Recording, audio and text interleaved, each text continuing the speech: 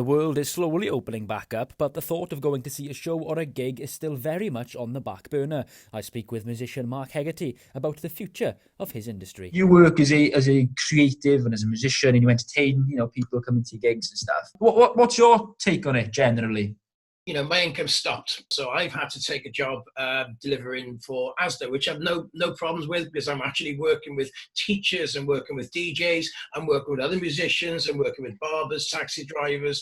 I can't imagine the day at the moment where somebody's going to go to and stand and go to a live concert, put their arms around a stranger and jump up and down.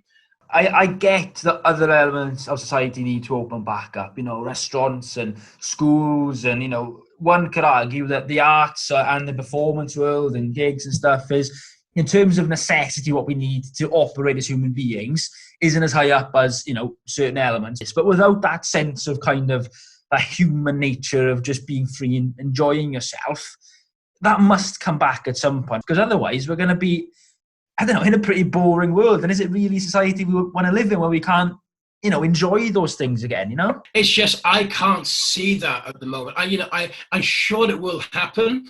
People are too scared sometimes to walk, to brush past another person. So to go to a pub or to go to a club and see a live act, I want nothing more than for this to happen.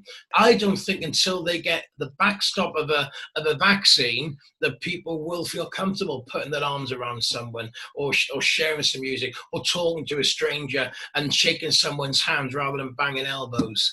But you've got to believe and you've got to have hope. And I do think that, we'll come out of it. We're creative. We've got to be more creative at the moment, and we've got to accept things that we can't control and work within those new parameters, I'm afraid.